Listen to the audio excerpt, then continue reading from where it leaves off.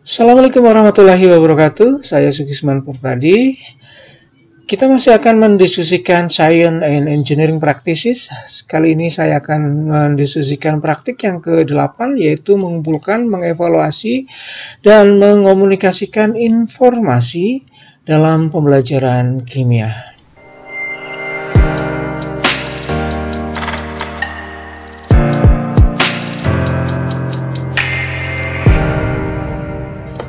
Apa yang akan kita diskusikan akan saya bagi menjadi beberapa bagian. Yang pertama adalah mengapa praktik ini penting. Nanti kita akan membicarakan urgensi dari praktek yang ke-8 ini. Kemudian dilanjutkan dengan apa itu dan bagaimana mengumpulkan, mengevaluasi, dan mengkomunikasikan informasi. Kemudian ada beberapa hal yang sering menjadi salah persepsi ya, atau misinterpretasi dari praktik yang ke-8 ini. Nanti akan kita juga bicarakan lagi, dan bagaimana bentuk pelaksanaannya atau penerapannya di dalam kelas. Kita akan membicarakan dalam bagian implementasi. Dan yang terakhir kita akan mencoba untuk mendiskusikan bagaimana sih cara mempraktikkan atau membelajarkan praktik yang ke-8 ini berdasarkan beberapa tahapan atau strategi pembelajarannya. Baik, yang pertama mari kita bicarakan mengapa praktik ini menjadi penting. Mungkin harus kita lihat lagi, sebagaimana juga praktik-praktik yang lain, saya selalu balik lagi membicarakan tentang apa sih sesungguhnya membelajarkan IPA itu, sains itu, dan kimia itu. Saya selalu menekankan di sana, dan kita sudah mendiskusikan bersama bahwa penekanan dari pembelajaran sains, kimia juga di situ bukan hanya sekedar menyampaikan fakta, bukan hanya menyajikan bahwa ada definisi-definisi tertentu di dalam setiap konsep kimia, kemudian bagaimana mereka bisa menjawab pertanyaan kita berdasarkan teori, siswa kita bisa menjawab pertanyaan-pertanyaan yang kita ujikan, baik di ujian ulangan harian maupun ujian sekolah atau ujian nasional. Bukan itu sebenarnya. Proses pembelajaran di dalam kelas apapun itu sebenarnya adalah bagaimana kita memberikan bekal pada siswa kita supaya mereka bisa siap terjun di dalam masyarakatnya. Nah, berkaitan dengan kewajiban belajar itu, sekali lagi bukan bagaimana mereka bisa menyerap sebanyak-banyaknya fakta, sebanyak-banyaknya teori, tetapi bagaimana kita bisa membelajarkan mereka bagaimana teori itu muncul. Dan untuk apa teori di dalam kimia atau di dalam IPA itu? Nah, berkaitan dengan mengkomunikasikan informasi, berkaitan dengan berbagai macam hal yang ada kaitannya dengan informasi, mungkin kita perlu melihat lagi apa yang dikerjakan oleh ilmuwan kita, bahwa mereka mulai melihat alamnya, kemudian mulai bertanya seperti apa sih sebenarnya, atau mengapa hal ini terjadi, mengapa yang itu bukan yang ini, dan seterusnya seperti itu. Itulah yang akan kita kembangkan ke siswa kita, supaya mereka tidak hanya tahu definisi asam itu ini, definisi basa itu yang seperti ini, kemudian elektrolit itu yang ini, yang non elektrolit yang seperti itu. Bukan itu. Bukan cara menghitung stoikiometri itu harus menghitung mol itu harus seperti ini, gram per massa rumusnya, bukan hanya itunya. Oke, itu memang bagian yang mereka harus ketahui, tetapi lebih besar daripada itu, mereka harus dapat mempelajari apa sih sebenarnya yang dilakukan oleh ilmuwan. Balik lagi saya. Di awal tadi kita sudah membicarakan bahwa ilmuwan itu mulai bertanya, kemudian mereka mencoba mencari jawabannya dengan menggunakan berbagai macam cara yang kemudian kita sebut sebagai berbagai macam metode ilmiah. Mengapa disebut sebagai metode ilmiah? Ini diharapkan bahwa metode yang mereka gunakan nanti bisa dipertanggungjawabkan kebenarannya, kevalidannya atau reliabilitasnya. Jadi mereka menggunakan hal tersebut, kemudian mereka mendapati jawaban-jawaban dengan menggunakan metodenya. Nah, jawaban-jawaban ini dapat dipertanggungjawabkan jika metodenya memang benar. Dan kemudian mereka dapat menyimpulkan sesuatu dan kemudian digunakan untuk menjelaskan pertanyaan berkaitan dengan alamnya. Sebagai contoh misalnya, Anda mungkin pernah bertanya mengapa sih orang menciptakan berbagai macam sabun dan deterjen untuk keperluan kita sehari-hari. Oke, mungkin Anda pernah bertanya bagaimana sih orang bisa mendapatkan sabun? Ya, bukan beli di toko, bukan. Maksudnya adalah lebih dari itu.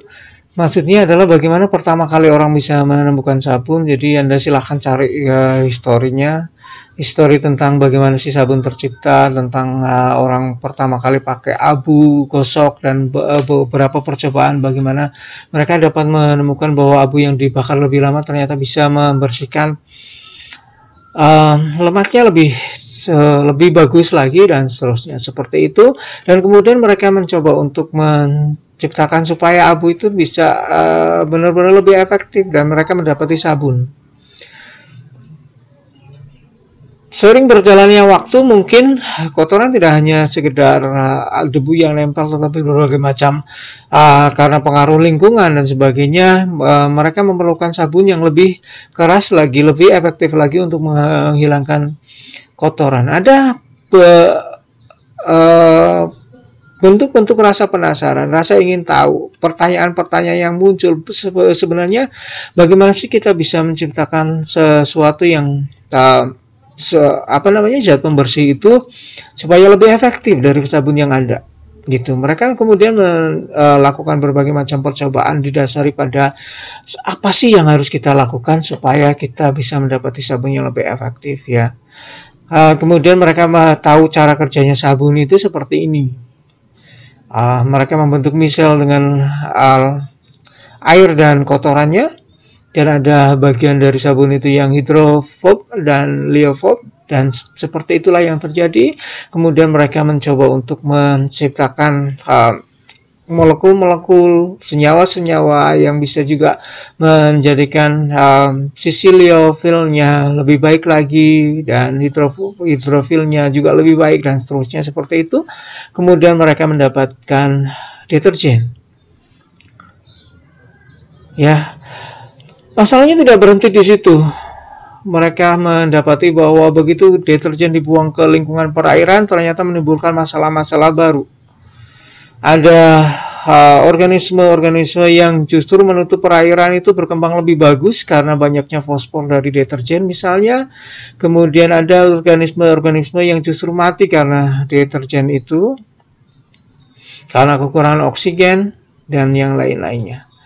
Ini adalah masalah-masalah baru yang harus dipecahkan. Mereka bertanya lagi apa yang perlu dilakukan lagi supaya menciptakan kerja deterjennya tetap bagus, tapi tidak berpengaruh atau tidak berdampak buruk pada lingkungan.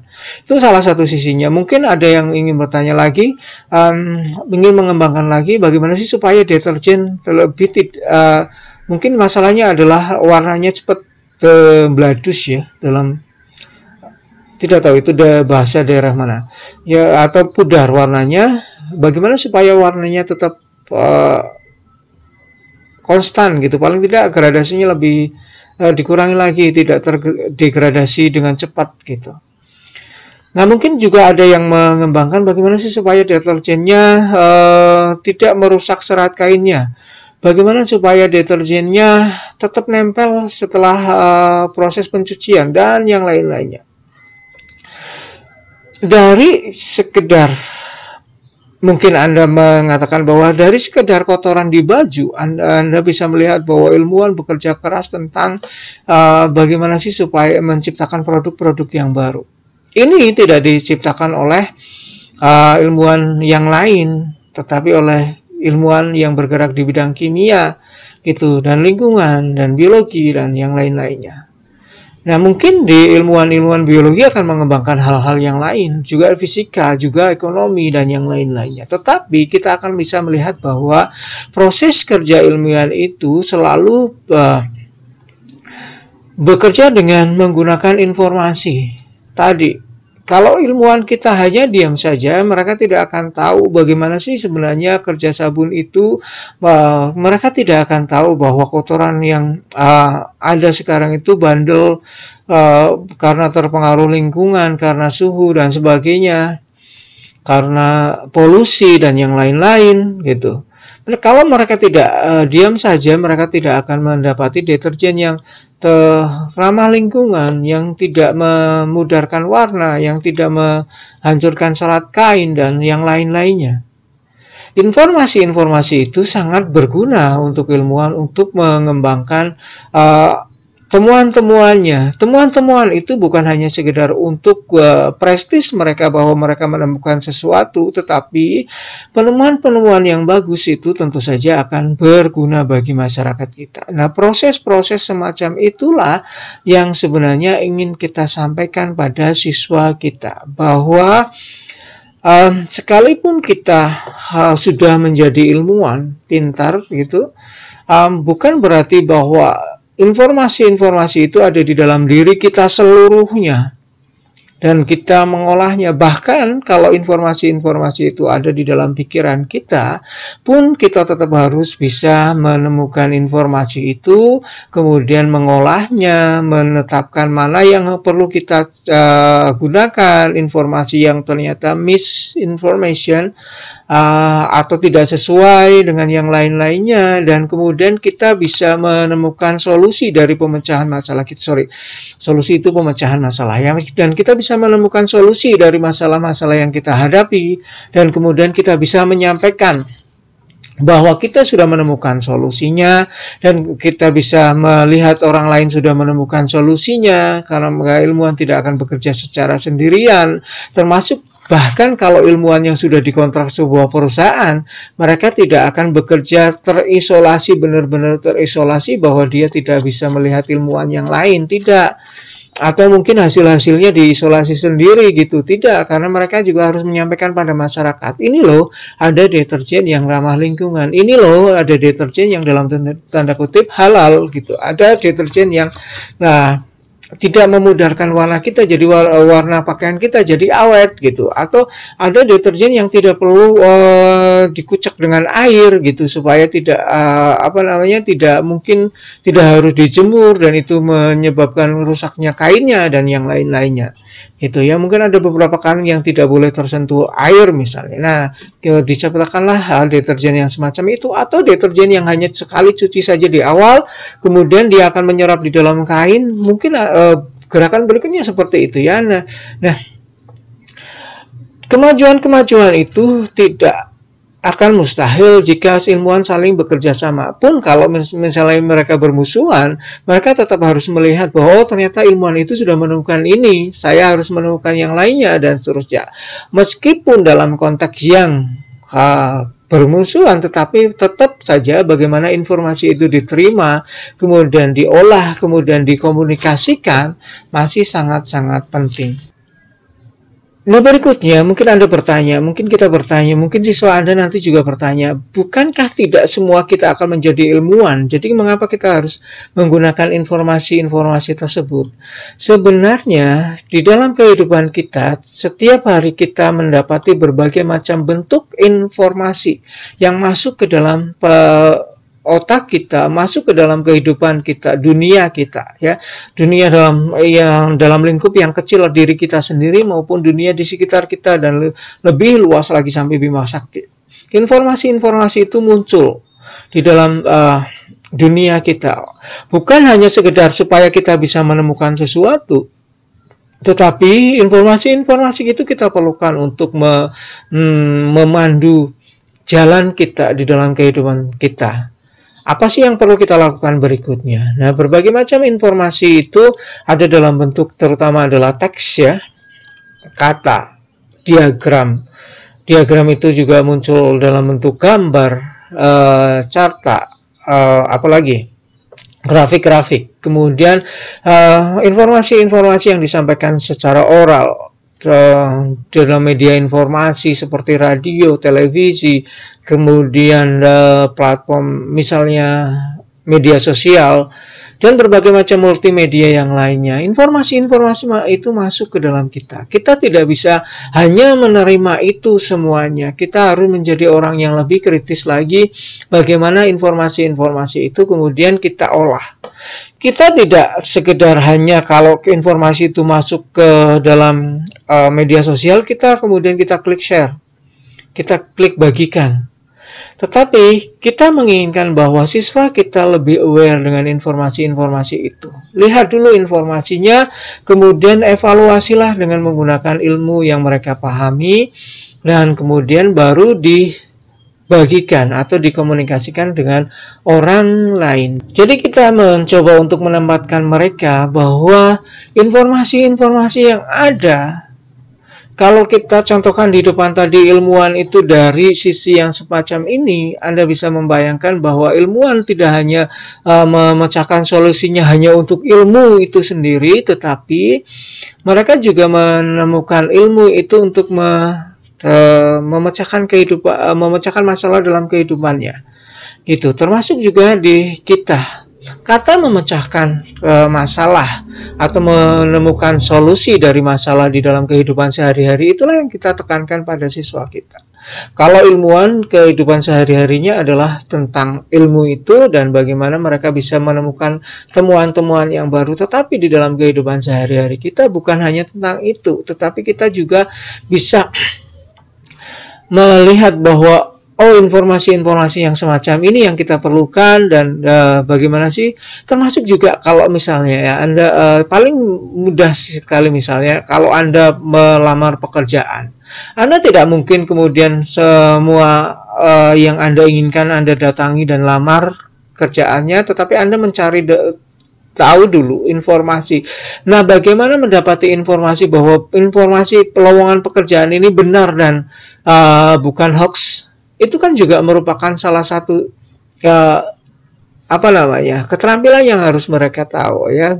Jangan sampai tertipu lowongan-lowongan pekerjaan yang ternyata hoax saja. Jadi bagaimana mereka bisa mengumpulkan alamat-alamat calon pekerja dan mereka akhirnya menipu dan sebagainya seperti itu ya. Jadi keterampilan semacam ini juga diperlukan. Bahkan hanya yang seperti itu. Bukan hanya ya, tapi memang itulah yang terjadi dalam kehidupan kita, bahwa proses semuanya itu mengumpulkan informasi kemudian mengolah informasi benar atau tidak itu merupakan hal yang selalu kita perlukan. Bahkan Anda mencari jodoh gitu ya, bagi yang putri misalnya dilamar seseorang, Anda mungkin harus cari tahu dulu siapa sih lelaki ini sebenarnya. Nah, tanya dulu temannya. Kalau Anda mungkin tidak bertanya, mungkin orang tuanya yang bertanya siapa ini, bagaimana pekerjaannya, bagaimana kemungkinan kedepannya, dan seterusnya, apa sih latar belakangnya, dan yang lain-lainnya. Nah, informasi-informasi ini juga dibutuhkan, ya kan? Nah, di dalam kehidupan mereka sebagai seorang pelajar, mendapati informasi, kemudian mengevaluasinya, dan mereka terbiasa untuk mengkomunikasikan, itu sebenarnya adalah cara yang baik untuk memahami pengetahuannya dengan mudah. Informasi-informasi sekali lagi itu dalam bentuk teksnya, dalam bentuk gambar, dalam bentuk carta. Anda bisa membayangkan kalau Anda pernah membuka Google Map misalnya, atau mungkin Anda mencari informasi-informasi apapun itu, berita tentang apapun itu, misalnya Anda suka hiburan, misalnya dunia hiburan misalnya, Anda mungkin harus tahu di mana harus mencari informasi itu, kemudian bagaimana mendapati informasi itu.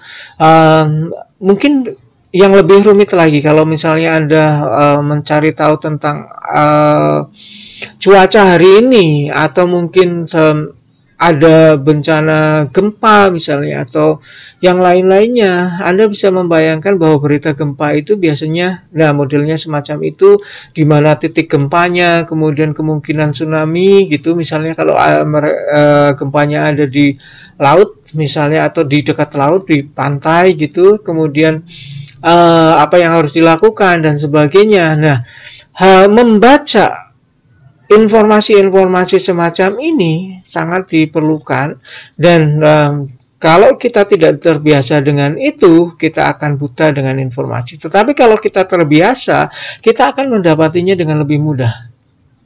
Gitu ya, termasuk juga kalau sekarang berkembang informasi-informasi itu bisa Anda temukan dengan menggunakan QR code misalnya, semacam itu. Nah, kalau Anda pun tidak pernah tahu QR code itu apa, bagaimana menggunakannya, memfungsikannya, dan sebagainya, mungkin Anda juga akan ketinggalan.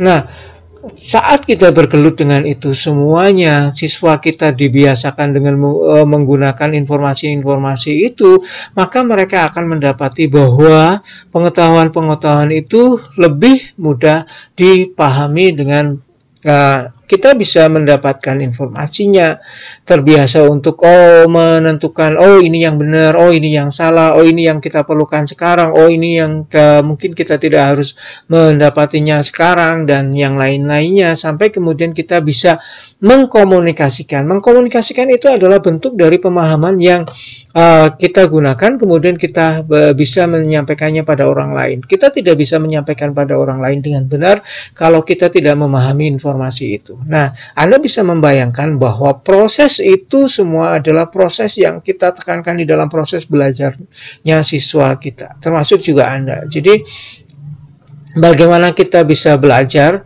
itu kita bisa mengolah informasi tadi.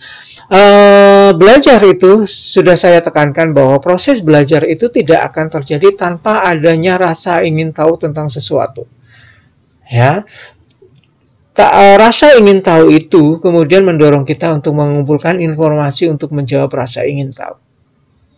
Sampai kita memahami dan kemudian kita menyampaikannya dalam bentuk komunikasi. Semakin kita terbiasa dengan hal itu, maka pengetahuan itu akan semakin mudah dipahami. Prosesnya tadi kita tahu bahwa ada proses untuk membaca. Ya, mungkin Anda mengumpulkan informasinya tidak hanya membaca, tapi mendengar, melihat hal-hal yang lain, kemudian Anda menginterpretasikannya. Menginterpretasikannya itu bukan menciptakan opini, ya, tetapi bagaimana menginterpretasikan yang baik itu kita sudah membahasnya. Kemudian memproduksi teks sains itu yang akan kita berikan pada siswa kita supaya mereka lebih paham pengetahuan yang kita berikan dalam bentuk ilmu kimia. Berikutnya kita akan bicara tentang apa sih yang dimaksud dengan mengumpulkan, kemudian mengevaluasi, dan mengkomunikasikan informasi. Di dalam pembelajaran yang inquiry atau komponen-komponen inquiry, keterampilan inquiry biasanya Anda akan menemukan hanya pada keterampilan mengomunikasikan. Tetapi di dalam SEPS ini atau praktik ini tidak hanya ditekankan pada mengomunikasikan, tetapi bagaimana dia mulai mengumpulkan informasinya. Bukan hanya sekedar data yang ada di investigasi ya, tetapi mengumpulkan informasi itu sudah dimulai dari awal sebelum mereka mungkin bertanya. Jadi bagaimana mereka bisa bertanya dengan baik itu juga harus ada proses mengumpulkan informasi dan mengevaluasi informasinya dan juga mengkomunikasikan. Jadi ada 3 proses yang kita bisa melihatnya tadi karena ada kumpulan tadi informasi. Sekali lagi saya menekankan bahwa kalau Anda melihat inquiry yang dulu, pemahaman tentang inquiry, keterampilan inquiry yang dulu, kita akan hanya melihat bagian komunikasi saja. Mengomunikasikan hasil investigasi yang sudah diinterpretasi. Tetapi di SEPS ini, praktik ini, ditekankan pada 3 hal, yaitu mengumpulkan, kemudian mengevaluasi, dan terakhir mengomunikasikan. Dan proses ini sebenarnya sudah dimulai bukan hanya sebagai praktek yang ada di akhir, tetapi dilihat bahwa praktek ini sudah dimulai dari bagaimana Anda bisa memunculkan pertanyaan itu hanya bisa dilakukan kalau Anda mendapatkan informasi yang banyak, yang lebih lengkap, supaya Anda bisa menyampaikan pertanyaan yang membawa Anda pada investigasi yang benar. Bagaimana Anda memunculkan pertanyaan itu? Anda juga harus memilah informasi-informasi yang benar tersebut. Kemudian Anda bisa mengomunikasikan dalam berbagai macam bentuk, termasuk juga bentuk dari bagaimana Anda menyampaikan pertanyaan itu adalah Anda menyampaikan atau mengomunikasikan informasi. Jadi kita bisa melihat bahwa ada 3 komponen yang ada di dalam praktik ini. Yang pertama adalah mengumpulkan. Mengumpulkan di sini adalah mengumpulkan informasi. Jadi berbagai macam informasi yang sudah ada di dalam lingkungan kita, termasuk juga mengumpulkan informasi-informasi dari hasil kerja. Kalau dia adalah seorang ilmuwan, maka dia harus mengumpulkan informasi-informasi yang sudah dikerjakan oleh orang lain. Kalau nanti Anda skripsi, Anda dituntut untuk membaca apa sih yang sudah dilakukan, atau penelitian-penelitian apa sih yang sudah dilakukan. Anda tidak boleh hanya mengatakan bahwa penelitian saya adalah genuine dari saya. Tidak ada orang lain yang pernah meneliti ini. Cek dulu.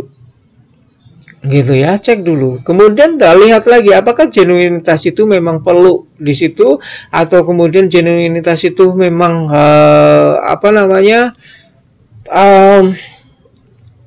memang bisa berlaku, gitu ya. Apakah memang bisa disesuaikan? Apakah memang punya dasar yang kuat untuk dilakukan, dan seterusnya. Jadi mengumpulkan informasi itu penting bagi ilmuwan. Tidak hanya ilmuwan, tapi juga ahli rekayasa insinyur. Mereka membuat jembatan misalnya, mereka harus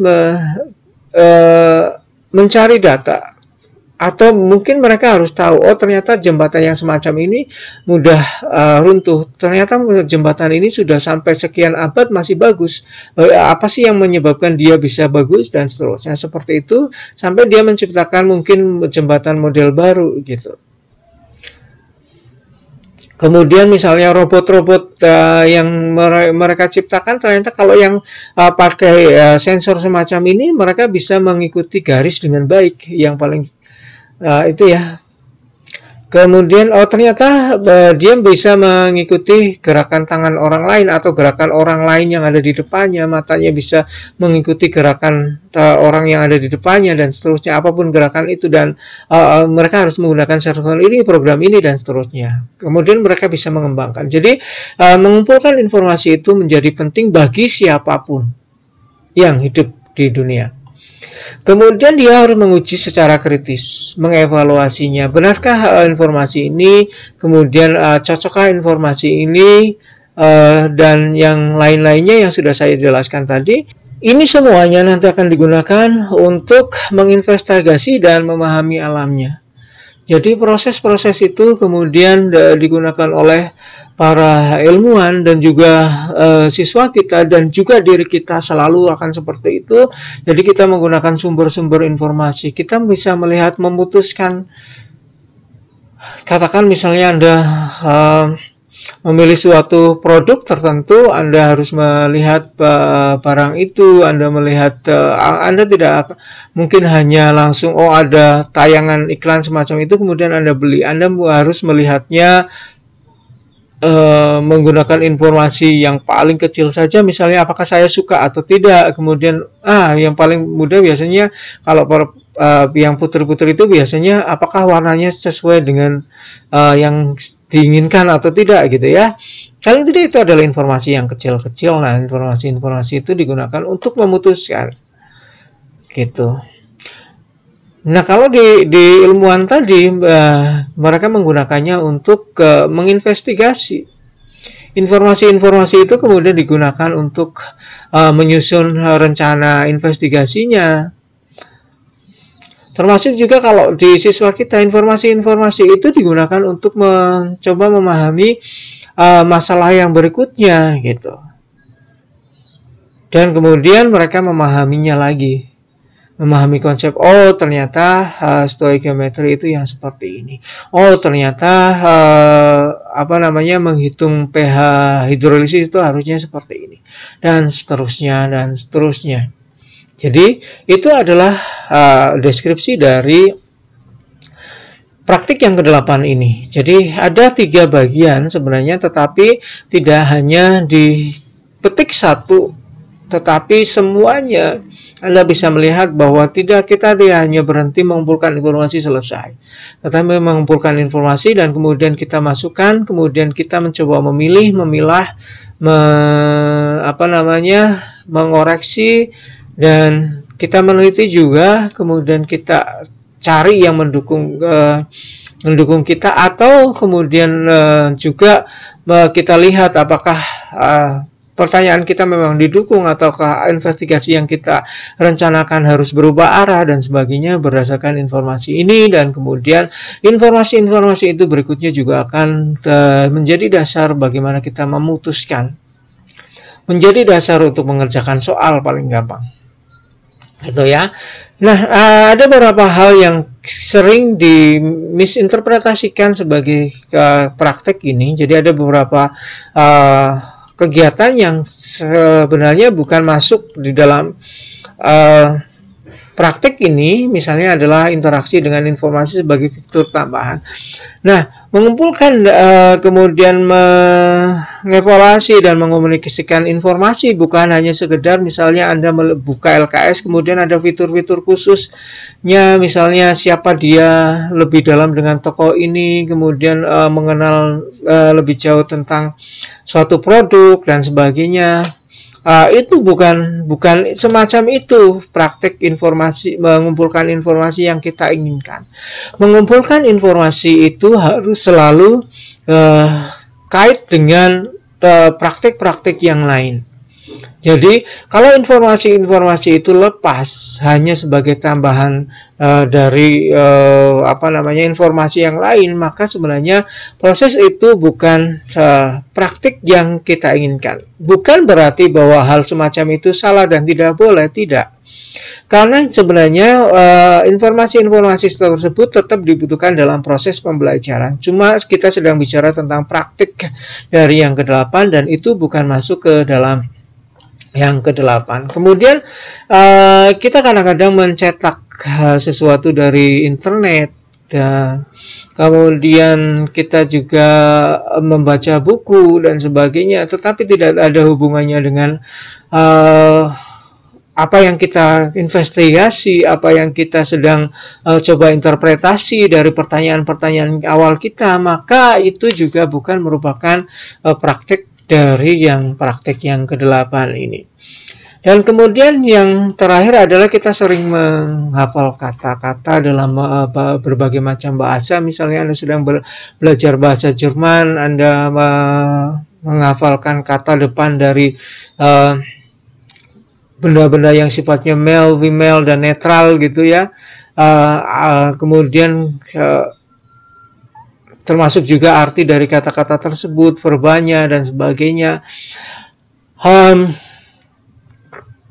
Anda perhatikan bahwa nanti kita akan membicarakan bahwa hal ini juga merupakan hal yang kita bisa manfaatkan untuk belajar praktik ini, tetapi menghafal kata itu sendiri bukan merupakan bagian dari praktik. Kalau Anda bingung, nanti kita akan membicarakan itu ya di belakang, bahwa ini saat kita belajar bahasa asing memang berguna saat kita melakukan praktek ini, tetapi itu bukan merupakan bagian dari praktek. Anda mungkin sudah bisa menangkapnya ya. Jadi suatu hal seperti yang tadi saya bilang tentang fitur-fitur yang ada di dalam buku kita LKS ya, buku-buku yang sekarang itu dihiasi dengan berbagai macam fitur yang juga berguna sebenarnya bagi pengetahuan siswa kita. Dan kadang pengetahuan-pengetahuan yang disampaikan kecil-kecil itu lebih nempel pada pikiran siswa kita. Tetapi sekali lagi itu bukan merupakan bagian dari praktek yang kita bicarakan. Ya, itu juga sama dengan bagian yang di sini. Baik, berikutnya kita akan bicara tentang implementasi. Bagaimana sih sebenarnya proses dari mulai mengumpulkan informasi. Mungkin kita mulai harus membedakan mengumpulkan data yang ada di bagian investigasi itu dengan mengumpulkan informasi yang di sini ya. Informasi yang di sini itu bisa general banyak sekali informasi, apapun itu.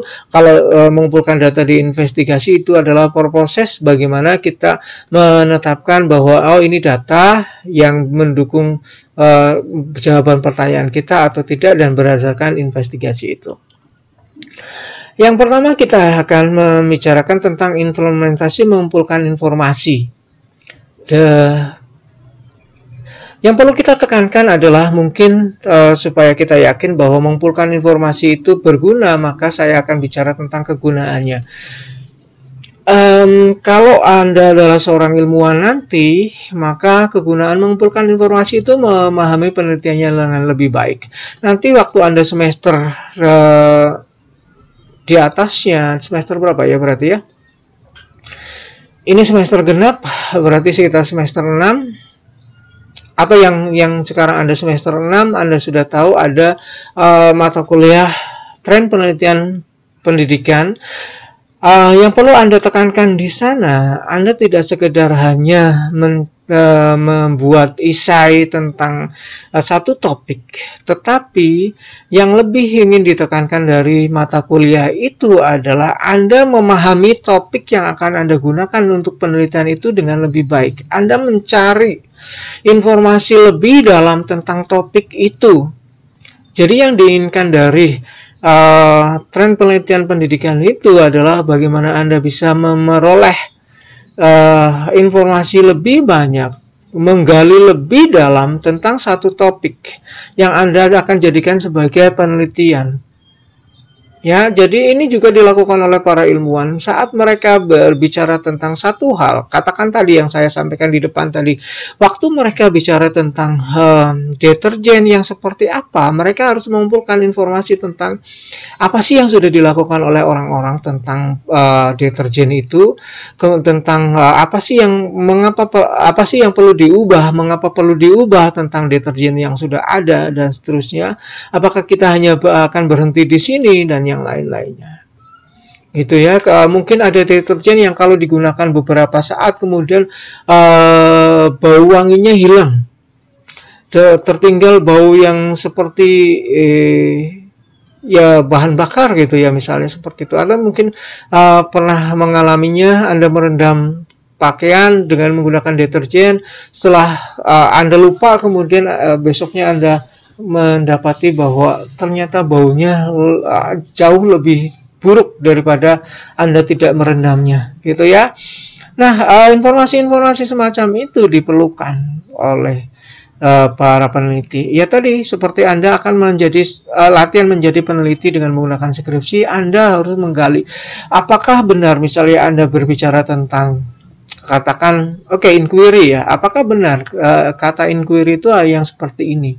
Apakah benar kalau membelajarkan inquiry itu langkah-langkahnya seperti ini? Ataukah ada langkah-langkah yang lain?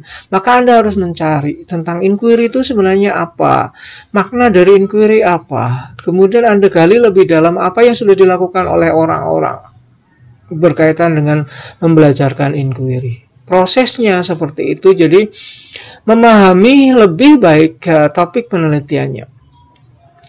Termasuk juga tadi saya cerita tentang seorang insinyur yang akan merekayasa rumah misalnya. Rumah yang diperlukan oleh orang-orang sekarang itu yang seperti apa? Apakah memang rumah yang besar ataukah rumah yang kecil ideal?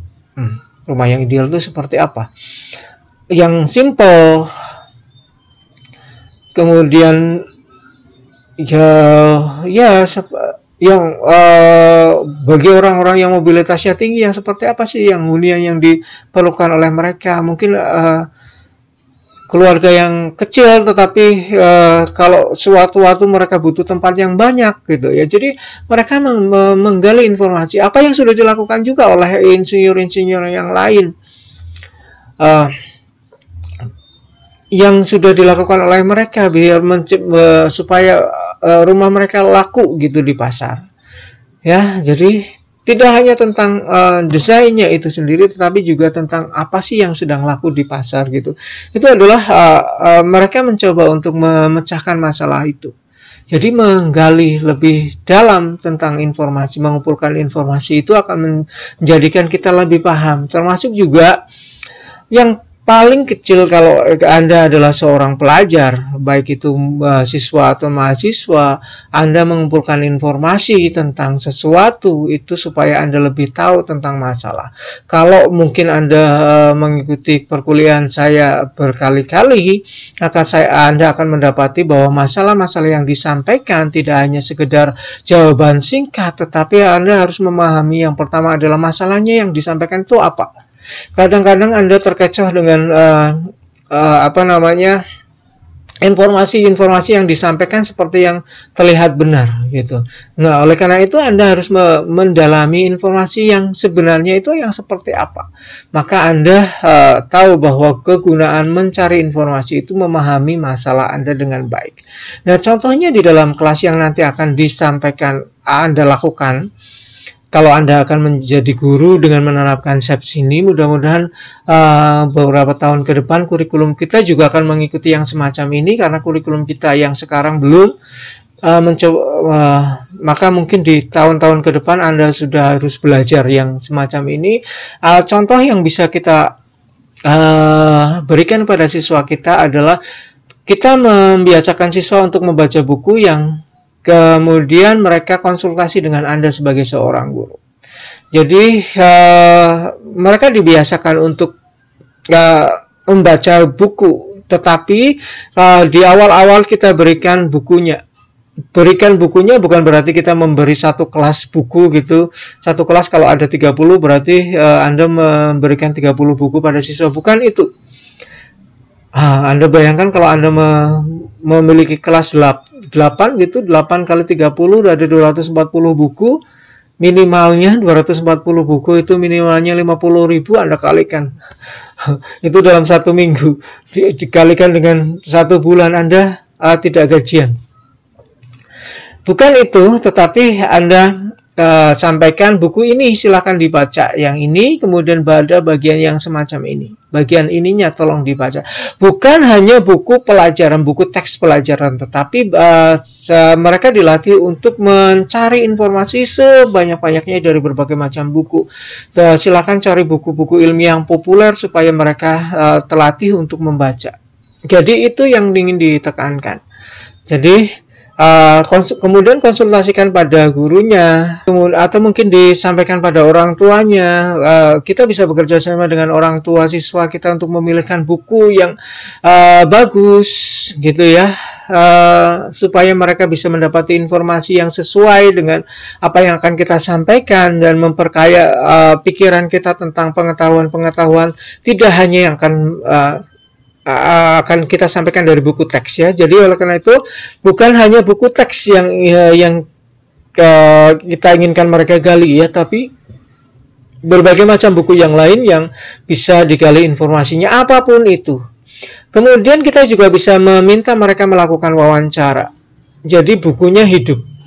Mereka membaca dengan menggunakan wawancara, mencari informasi lebih dalam dengan menggunakan wawancara dari tokoh-tokoh tertentu dan yang lain-lainnya. Anak-anak sekarang sangat suka dengan acara bincang-bincang ya, seperti podcast atau video broadcast dan berbagai macam bincang-bincang yang lain yang bisa memberikan informasi pada mereka, tetapi mereka melakukannya sendiri. Mungkin kita bisa meminta mereka untuk membuat acara semacam itu, bincang-bincang yang semacam itu, kemudian kita bisa melihat apa sih yang bisa mereka gali, kemudian mereka bisa merefleksikan sendiri. Ternyata ada beberapa hal yang belum saya gali di situ dengan melihat video temannya dan sebagainya. Atau juga bisa sekedar tidak hanya disampaikan dalam bentuk video, tetapi mungkin sekedar dilaporkan bahwa hasil wawancara saya seperti ini. Nah, hal-hal semacam itu juga adalah bagaimana kita membiasakan siswa kita untuk menggali informasi sebanyak-banyaknya. Tidak hanya buku dan wawancara, kita juga bisa meminta siswa untuk menggali sumber-sumber yang lainnya, yang mungkin yang ada di dalam kehidupannya sehari-hari, apa yang menjadi mitos di dalam masyarakatnya, kemudian apa sih yang mereka peroleh Berbagai macam sumber-sumber informasi kita bisa menggalinya supaya mereka terbiasa untuk menggali informasi sebanyak-banyaknya yang akan mereka butuhkan nantinya. Nah, tapi jangan lupa bahwa apapun yang kita lakukan ada beberapa kelemahan yang mungkin menjadi tantangan dalam penerapannya. Yang pertama adalah sudah menjadi rahasia umum bahwa siswa kita itu enggan bertanya. Jadi siswa kita merupakan siswa yang pasif. Mungkin dari awal proses pembelajaran kita tidak mengaktifkan siswa kita. Nah, kita mencoba untuk memperbaiki kesalahan itu dengan menjadikan siswa mulai aktif bertanya, ya, supaya mereka bisa menggali lebih dalam tadi informasi-informasinya, bahwa bertanya itu penting. Bertanya itu bukan berarti cerewet, bertanya itu bukan berarti tidak tahu, tetapi dari tidak tahunya itu berarti mereka bisa menggali lebih dalam. Bertanya itu mereka bukan sok tahu, tetapi ingin tahu lebih banyak lagi. Kita ingin menekankan hal itu pada siswa, dan tantangan berikutnya kadang-kadang siswa tidak tahu apa yang dicari.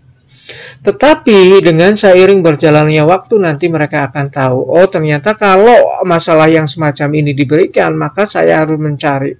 Oleh karena itu bimbingan kita sangat diperlukan. Dan yang tantangan berikutnya, kadang-kadang siswa juga tidak tahu harus mencari di mana. Oleh karena itu di awal-awal kita bisa memberikan sumber informasinya harus dari sini.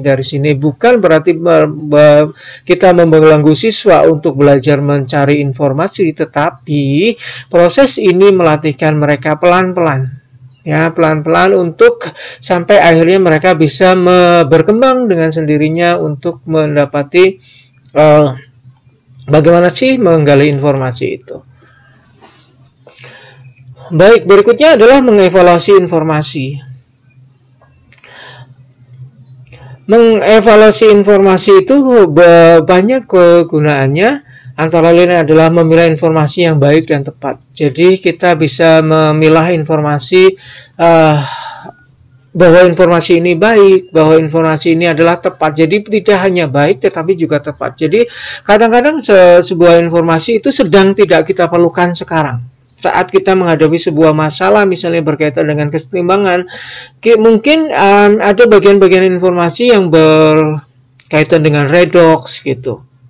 Mungkin informasi ini tidak kita butuhkan sekarang. Gitu ya, itu contoh simpelnya.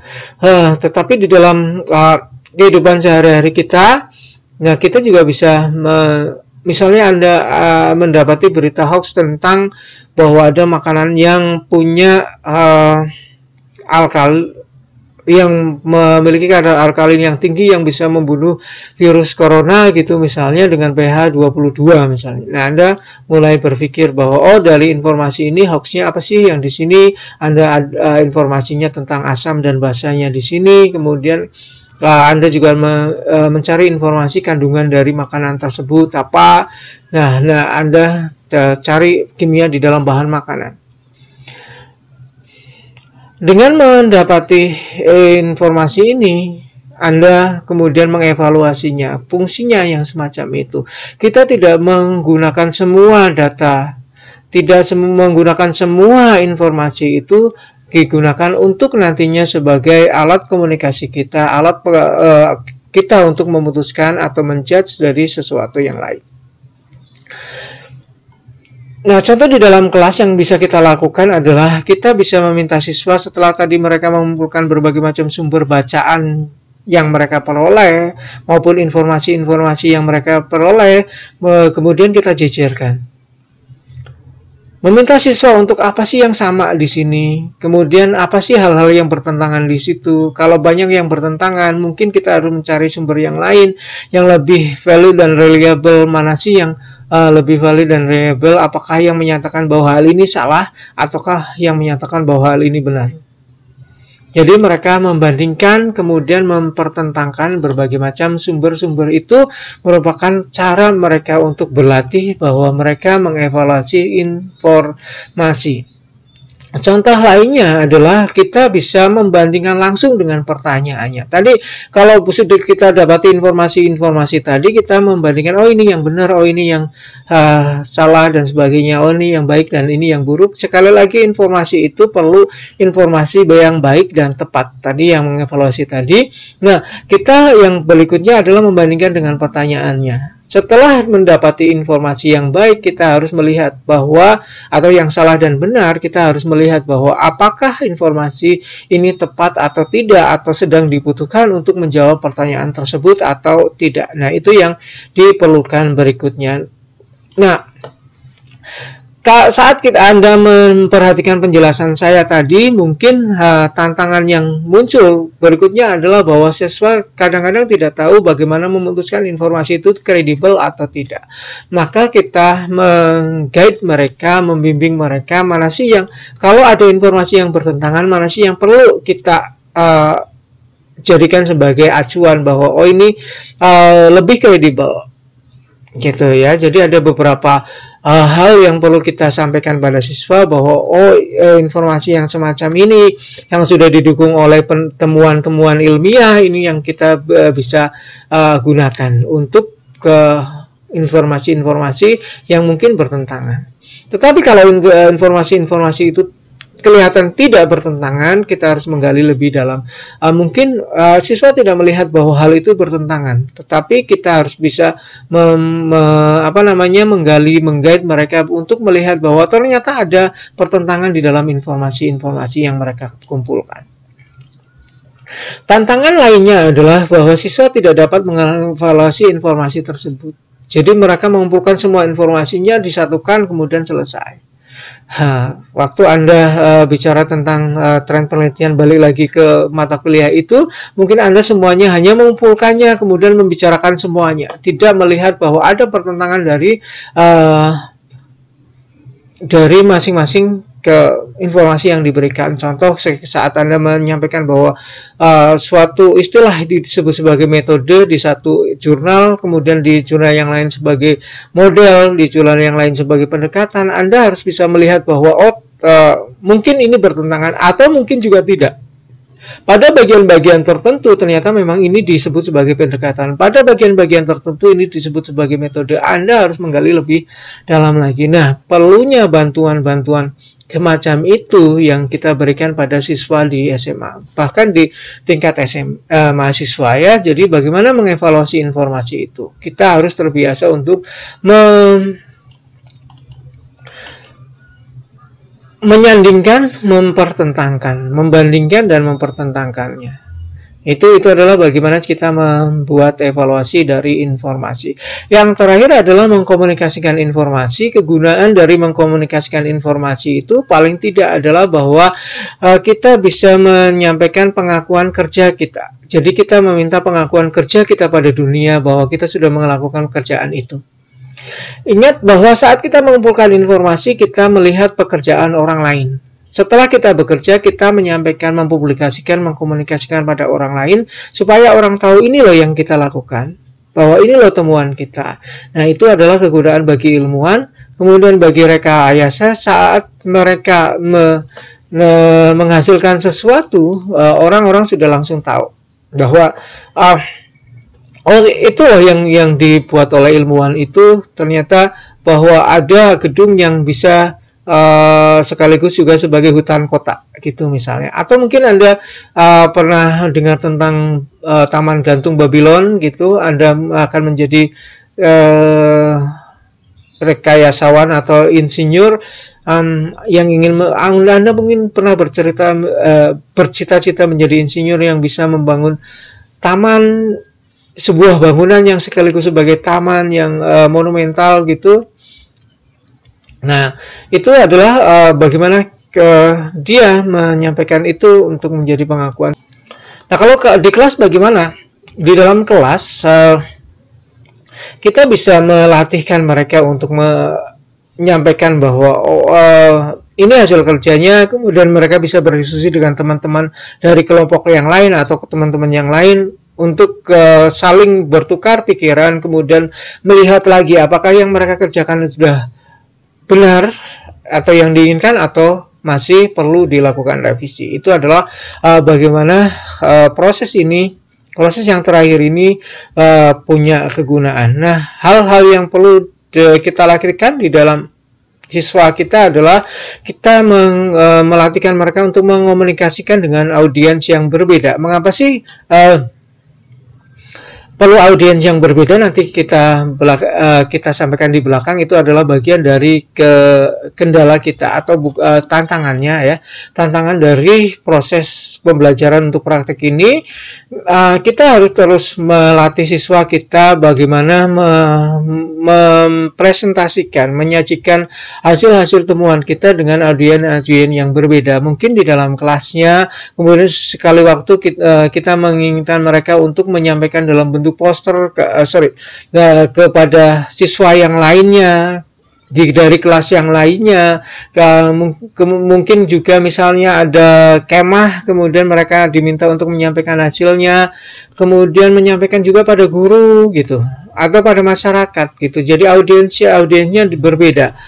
Kemudian selain audiensnya yang berbeda, kita juga meminta mereka untuk membuat media yang berbeda. Tadi saya berhenti di poster gitu. Ini maksudnya adalah bahwa tidak hanya dalam bentuk laporan praktikum selesai, tetapi mereka bisa menyampaikan dalam bentuk PowerPoint slide, kemudian mereka bisa menyampaikan dalam bentuk video, kemudian dalam bentuk poster, dalam bentuk ajangan yang lainnya, dalam bentuk yang lainnya. Jadi, itu adalah cara mengkomunikasikan. Kemudian juga teknik-teknik yang berbeda. Jadi bagaimana mereka bisa menggunakan tekniknya. Mungkin tidak hanya oral, tadi saya sudah menyinggung video dengan multimedia yang lainnya, dengan menggunakan podcast, dengan video broadcast dan yang lain-lainnya. Nah, tantangannya adalah siswa tidak selalu tahu bagaimana mengoreksi informasinya. Ini sebenarnya sudah dibahas di dalam mengevaluasi tadi. Kemudian ini yang saya sampaikan tadi, bahwa tantangan kita adalah kadang-kadang kalau kita sudah hanya membiasakan siswa di satu hal, misalnya hanya pada praktikum, kadang-kadang mereka kesulitan untuk menyampaikan dalam bentuk oral, dalam bentuk video, atau dalam bentuk yang lainnya. Atau mungkin kalau ada audiensnya berbeda, mereka menjadi grogi dan sebagainya. Jadi kita perlu melatihkan ini pada siswa kita. Tantangan berikutnya adalah siswa perlu latihan lebih banyak. Jadi presentasi itu menyita banyak waktu. Mengkomunikasikan itu perlu banyak waktu, termasuk juga menulis itu perlu latihan yang banyak. Dan ini adalah tantangan kita, bahwa banyak itu menyita banyak waktu kita di dalam proses pembelajaran. Sekali lagi, kalau kurikulum kita masih menempatkan konsep sebagai tujuan utama, maka hal ini memang menjadi tempelan. Praktek-praktek yang kita sudah bicarakan itu akan menjadi hanya tempelan saja yang sesekali kita ajarkan pada siswa kita ya. Sayangnya seperti itu, padahal ini sangat penting bagi proses mereka. Oleh karena itu kita berharap bahwa kedepannya rumusan kurikulum kita akan mulai berubah ke arah sini, supaya kita tidak hanya menekankan tentang konsepnya, tetapi kita sudah berulang kali mendengar di masyarakat kita bahwa sekolah tidak